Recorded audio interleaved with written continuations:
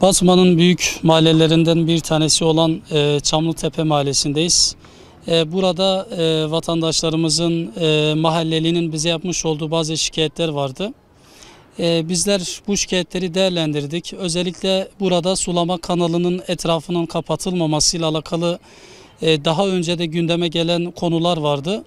Ancak daha önce gündeme gelmiş olmasına rağmen şu ana kadar bir önlem alınmış değil.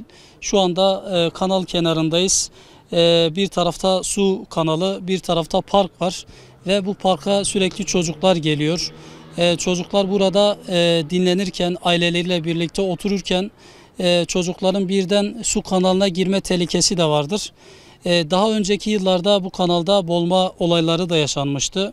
Evet, bu sene boğulma olayı yaşanmadı, ancak illa boğulma olayların yaşanması mı gerekir ki tedbirler alınsın?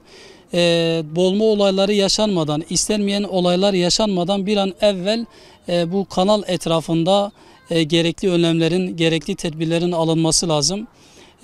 Özellikle demir bariyerler veyahut tel örgülerle kapatılabilir veyahut daha farklı bir önlem alınabilir. Çünkü ne olursa olsun burada çocukların bulunduğunu unutmamak lazım. Mahallelinin sürekli parkta oturduğunu göz ardı etmemek lazım. Merkezi bir yerdir.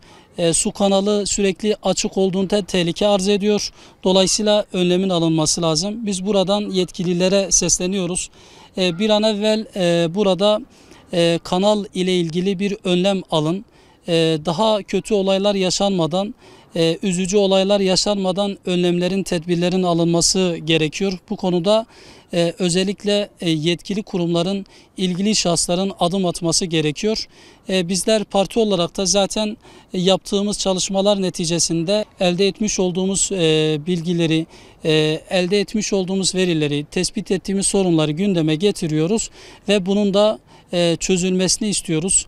Özellikle Çamlıtepe mahallemizde de bu sorun mevcuttur ve bu sorunun da bir an evvel çözüme kavuşmasını istiyoruz. İnşallah bizler de bu konunun takipçisi olacağız.